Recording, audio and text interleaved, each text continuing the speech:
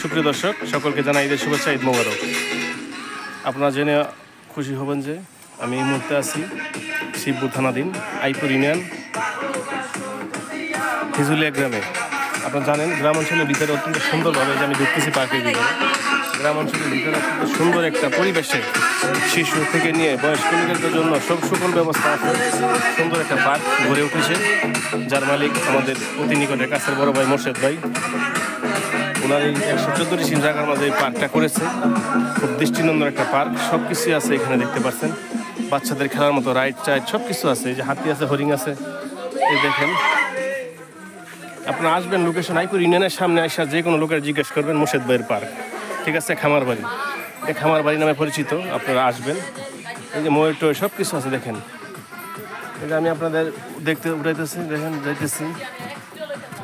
এই যে আমার পিছনে দেখতে পাচ্ছেন সুন্দর একটা ব্রিজ, পানি, পুকুরে পানি আছে।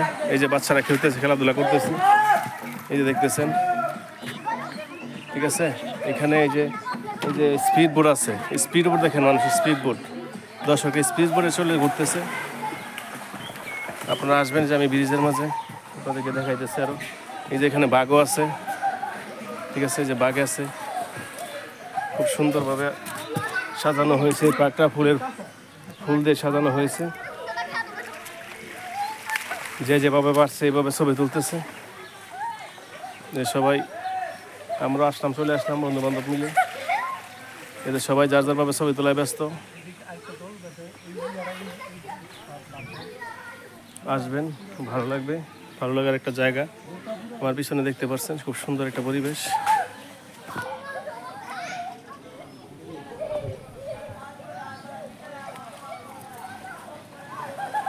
তৃষা খামার বাড়ি, আইপুর ইউনিয়নের পাশে। যে কোনো লোকের জিজ্ঞেস করবেন তৃষা খামার বাড়ি, মোর্শেদ ভাইয়ের রিসোর্ট।